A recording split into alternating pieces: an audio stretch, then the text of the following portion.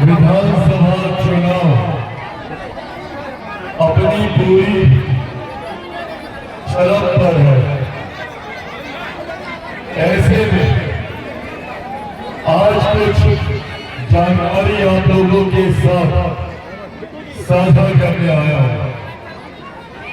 लगभग पिछले 12-14 दिनों से जब से हम लोग चुनाव प्रचार कर रहे हैं, तब से लेकर अभी तक, भले वो नामांकन सभा हो, भले उसके बाद चुनावी सभाएं हो, या त्योहारों के दौरान दिवाली या छठ महापर्व पे सार्वजनिक मंचों पे जाना, हम लोग जहां जहां भी जा रहे हैं, जहां पर भी जो रुझान आ रहा है, उसमें एक बात है, एक बात स्पष्ट है कि 14 नवंबर को परिणामों के बाद बिहार में एक बार फिर से एनडीए की सरकार बनने जा रही है। इसमें कहीं कोई संदेह नहीं।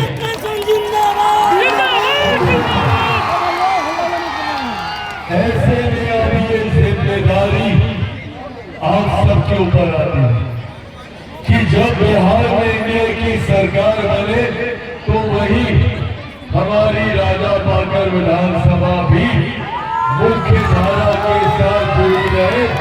ये जिम्मेदारी हम सबके ऊपर, हम सबको मिलकर ये सुनिश्चित करना है कि बिहार में जो एनडीए की सरकार बने तो उस सरकार में बिहार की उस विधानसभा में हमारा प्रतिनिधित्व करने वाला विधायक, राजा पाकर का प्रतिनिधित्व करने वाला विधायक एनडीए का विधायक होना चाहिए, जनता दल यूनाइटेड का विधायक होना चाहिए। विधायक के रूप में मेरे भाई महेंद्र राम जी यहाँ से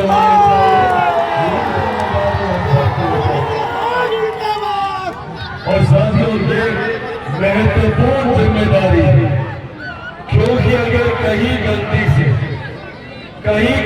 से कोई चूक हो गई हम लोगों से, तो अगले 5 साल हम लोगों की विधानसभा के विकास या विकास से जुड़े हुए विषयों के लिए हम लोगों को मिन्नतें करनी पड़ेगी। अगले 5 साल बिहार के लिए महत्वपूर्ण 5 साल होने वाले हैं। अगले 5 साल बिहार के लिए स्वर्णिम काल की तरह होने वाले हैं। आपने देखा पिछले साल, सवा साल में जब से डबल इंजन की सरकार बिहार को मिली, तीसरी बार जब से केंद्र में मेरे प्रधानमंत्री नरेंद्र मोदी जी के नेतृत्व में केंद्र की सरकार बनी, तब से लेके अभी तक लगभग 12 बार मेरे प्रधानमंत्री चुनावी रण शुरू होने से पहले बिहार आए।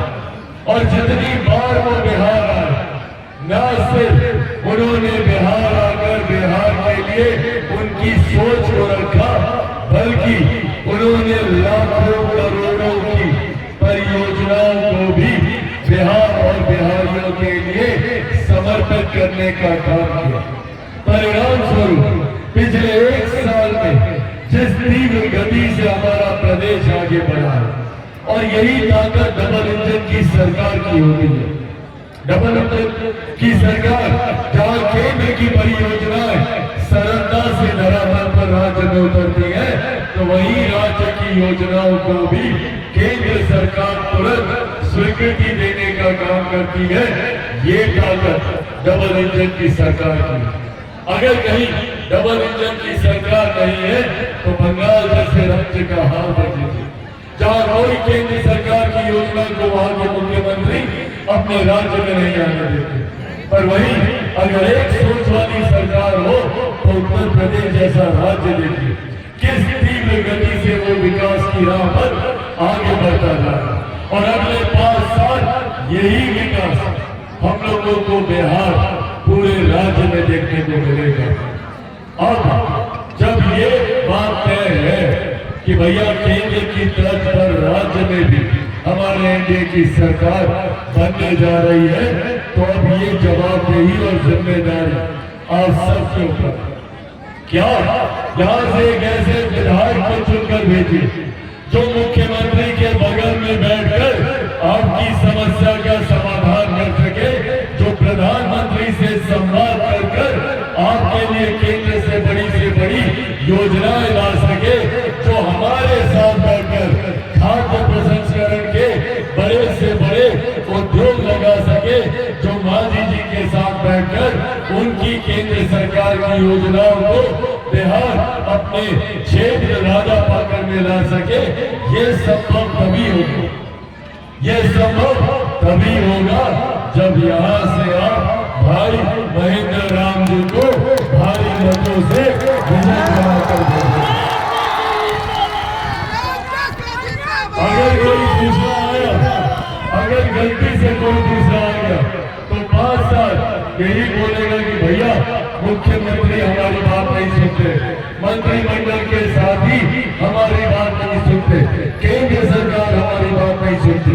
तो वही जहां बिहार के बाकी विधानसभा तीव्र गति से विकास की एक के बाद एक परियोजनाओं को धरातल पर उतारेंगे, तो वही राजा पाकर में ये विषय आकर रुक जाएगा।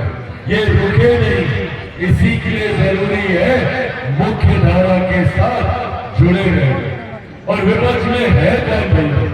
यही लोग है ना महागठबंधन के, जो एक दूसरे का सर फुटबॉल करने में लगे।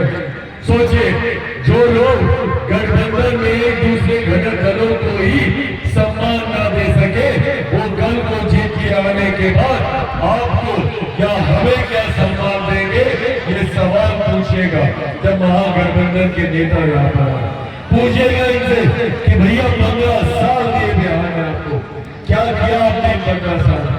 आपने विवश किया हमारे युवाओं को बिहार से पलायन करने के लिए, आपने विवश किया हमारी महिलाओं को बंद कमरे में बंद दरवाजों में रहने के लिए, आपने विवश किया हमारे बुजुर्गों के साथ मजदूरों को अपने हक अधिकारों से दूर रखने का काम किया। ऐसे में साथ दूसरी तरफ हमारी एनडीए की सरकार जो केंद्र से लेकर राज्य तक निरंतरता में ये प्रयास कर रही है कि कैसे समाज के हर गरीब वर्ग को मुख्य धारा के साथ जोड़ा जाए। महिलाएं यहाँ पर मौजूद है इतनी भारी संख्या, महिलाओं के सम्मान के लिए शौचालय योजना हो या उज्ज्वला योजना, उनके स्वास्थ्य का ध्यान रखने के लिए, या कोई गरीब परिवार आर्थिक अभाव में इलाज से वंचित न रह जाए, उनके लिए आयुष्मान योजना का निर्माण किया गया। वही बिहार सरकार ने महिलाओं को सशक्त करने के लिए महिला सम्मान निधि के माध्यम से 10-10 हजार रुपए इनको उद्यमी बनाने के लिए देने का कार्य किया। साथ ही में आने वाले दिनों में 2 लाख रुपए और इनके व्यवसाय को स्थापित करने के लिए, ये सोच है हमारी केंद्र और राज्य की सरकार की। आज हमारे देश की ही नहीं, दुनिया की सबसे बड़ी जन कल्याण की योजना हमारे देश में चल रही है, जिसका श्रेय मैं मेरे नेता, मेरे पिता आदरणीय रामविलास पासवान जी को भी दूंगा। क्या उनकी देन है कि केंद्र सरकार की सबसे बड़ी योजना प्रधानमंत्री जन कल्याण अन्न योजना के नाम से, जिसके माध्यम से आज भी देश में 80 करोड़ लोगों को मुफ्त में अनाज दिया जा रहा है। ये देश हमारे प्रधानमंत्री की है, मेरे पिता आदरणीय रामविलास पासवान जी। साथियों, इन तमाम योजनाओं के पीछे मकसद, लक्ष्य बस एक है कि ज्यादा से ज्यादा गरीब परिवारों को मुख्य धारा के साथ जोड़ा जाए। पिछले 11 साल में मेरे प्रधानमंत्री की गरीब कल्याण योजना का परिणाम है कि 25 करोड़ से ज्यादा लोग गरीबी रेखा से बाहर निकले। अब समय है बिहार की एक बड़ी आबादी को गरीबी रेखा से बाहर निकालना, पर यह संभव तब होगा जब बिहार में भी एक मजबूत डबल इंजन की सरकार बनेगी। मैं खुद चाहता हूं कि हमारे प्रदेश के किसी युवा को पलायन कर दूसरे राज्य न जाना पड़े।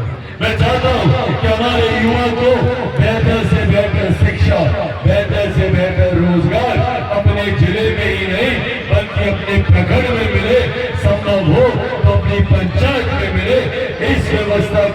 बेरोजगारी हम लोग करने में लगे। साथियों, मैं ईमानदार कोशिश कर रहा हूं कि मैं एक ऐसी व्यवस्था का निर्माण बिहार में कर सकूं ताकि आने वाले दिनों में हम लोग बिहार को फर्स्ट और बिहारियों को फर्स्ट बना सके। इस सोच के साथ आगे बढ़ने को साथ साथियों, मैं जानता हूं कि इस दौरान कई अड़चने आएंगी और आएंगी। आज भी कई ऐसे विपक्षी राजनीतिक दल हैं जो नहीं चाहते भैया कि चिराग पासवान की सोच बिहार फर्स्ट, बिहारी फर्स्ट धरातल पर उतरे। वो चाहते हैं कि किसी भी तरीके से चिराग पासवान की राजनीतिक हत्या कर दी जाए ताकि बिहार कभी विकास की बात ना करे, बात करे तो सिर्फ जाति की, बात करे तो सिर्फ धर्म की। पर जो लोग चिराग पासवान को समाप्त करना चाहते हैं वो लोग भूल जाते हैं कि चिराग पासवान शेर का बेटा है। भैया, ना टूटने वाला हूँ ना छूटने वाला हूँ, और डरता तो भाई मैं किसी से नहीं हूँ। साथियों, जो लोग हम लोगों को जातीयता और सांप्रदायिकता में